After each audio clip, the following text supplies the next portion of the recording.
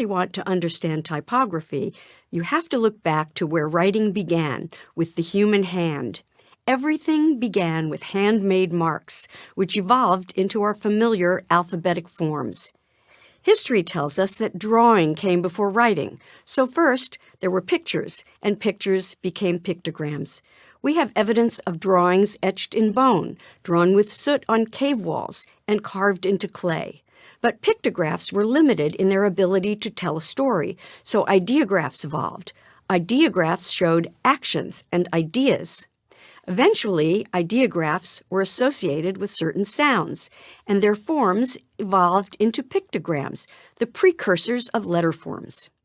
The letter forms were combined into what we now know as words. For hundreds of years before pieces of type became physical objects, every letter of every word was carefully and slowly written, stroke by stroke, by hand, on papyrus, on parchment, or on paper. It's interesting that hand lettering and calligraphy are currently enjoying great popularity. You can see it everywhere, on book jackets, food packaging, beauty products, advertising. It seems to permeate our visual culture. Perhaps it's a reaction to the computerization and mechanization of forms, to the technology that surrounds us. Whatever the reason, hand-drawn letter forms and typefaces designed to look like hand-drawn letter forms are everywhere. Today, if we look hard enough at a typeface, we can imagine the mark of the hand behind it. So it seems fitting that drawing is still at the core of type design today. Every type designer still starts the same way, with sketches. Here are some examples of the sketches of typefaces in their early stages done at Cooper Union's Type Design postgraduate program. Students are using a variety of tools, from pencils to ink to markers, to get their ideas down on paper before they take them into a digital environment. This is the beginning of a lengthy process that we'll talk more about later in this chapter. Whether you want to design a typeface from scratch, or you're simply happy to know that there are over 1 million, yes, way over 1 million digital typefaces available for your projects, it's important to understand what goes into designing a typeface. I want you to imagine and appreciate the underlying structure of the letter forms and how they are all interrelated and interconnected.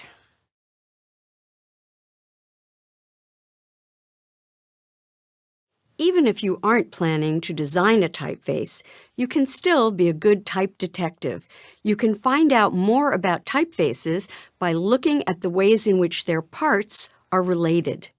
Shapes of letters within a particular typeface have shapes that repeat throughout the alphabet. In fact, you can actually look at just a few letters and imagine pretty much what the rest will look like. That's because all of the letters have underlying design characteristics which come from a common set of repeated proportions.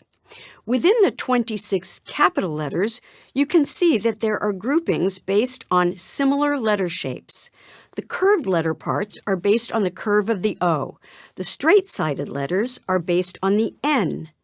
The diagonal-sided letters are based on the A. The letters with bowls are based on the R. All of the letters with upper and lower parts also have a relationship to the S. There are other interrelationships. The E and the F are closely related. The crossbar of the F is slightly lower because it doesn't have a bottom leg, and its middle crossbar is shorter. Similarly, the P and the R are related, with a larger bowl on the P because it doesn't have a leg like the R. There are visual links between these other pairs of letters as well as slight differences. The two widest letters are M and W, which are both doubles based on a double V. The W is based on two slightly narrower V's. You might not think of the S and the Z as being related, but they have similar proportions. Now let's look at the S, Z, and B. While they appear to have upper and lower parts that are equal, if you turn them upside down, you can see that, in fact, the lower parts have more space in them. They are optically equal, not mechanically equal. In letter design, as in all design, what's important is what the eye perceives and not what is real. Within the grouping of R, B, and P, you can see the sizes of the bowls are not the same. They are based on optical balance. Because the B and the R are double-decker letters with an upper and lower part, their bowls are smaller. The bowl of the P is the largest because it does not have a leg or lower bowl, so optically that space needs to be more filled in. Within the 26 small letters, you can see different groupings based on similarities. The round letters are still based on the O, straight-sided letters on the N, and the diagonal letters are grouped together because of their related shapes. Again, the S is based on the O, and the proportions of the double-decker letters are based on the S. Here are some other related pairs. Again, M and W are the widest. The W is also related to the V because it is essentially a double V. The R is a truncated N, and the E is essentially an O with a crossbar. In the stems of the letters, you can see that every vertical stroke has the same thickness, also called stroke width, and you can see that the cap height of every letter is the same. The exceptions are the curved letters. Curves need to extend very slightly top and bottom so that they appear the same height as the other letters. If they were exactly the same height, they would actually appear to be shorter. And the X height of all the lowercase letters is the same. And the heights of all the ascenders is the same. And the descenders are also the same. Here are other kinds of relationships. The apex of the N, A, and M will be the same, ditto for the bottoms of the V and W. And the connections of the bowls to the stems are all the same on the lowercase b, d, p, and q. Other common stylistic details are the terminal strokes, also called the end strokes of the letters. The ending strokes follow the same angle in related letters. Within a serif typeface, one of the most significant similarities will be the shapes of the serifs, whether they are sharp or rounded, thick or thin, wide or narrow, they will all match. The art of type design rests on these principles of commonality, of similar shapes and groupings of characters with shared design details. As you can see, there's a lot that goes into designing a typeface. Next, we'll take a look at how a type designer gets started and follow through the basic steps till the final typeface is ready to be used.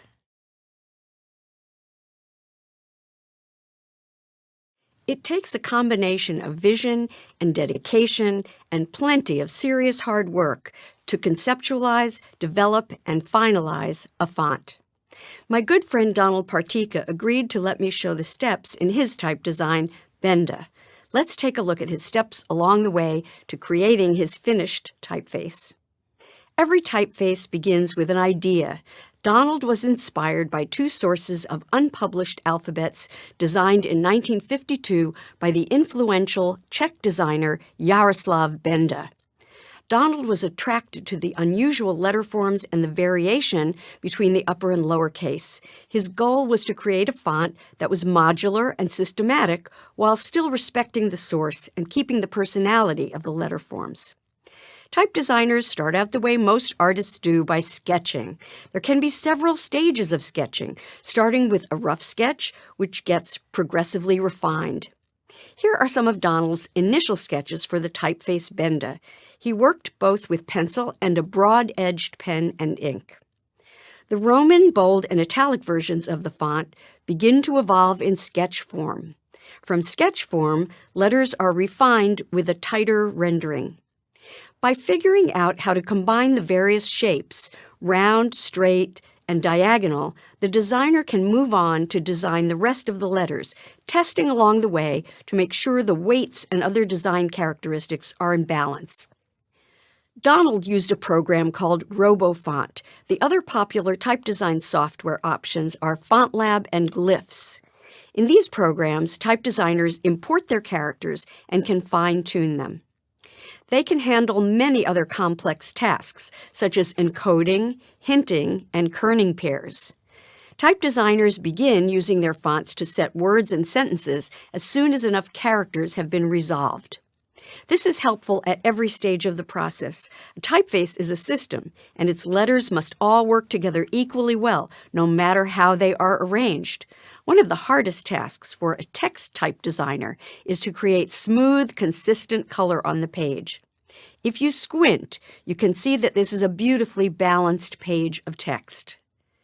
Here's a full character set of Benda's Roman or upright text, and here is Donald's type specimen page designed to show off Benda's qualities. If this inspires you enough to create your own typeface, I have included a list of schools and other resources in the exercise files for this course so you can take the next step. There is a lot of fantastic typeface design happening in this new golden age of typography. There are so many gorgeous typefaces for you to choose from. And the next time you select a font to use in your project, don't take it for granted. Think about all the hard work and expertise that went into its creation and treat it with respect.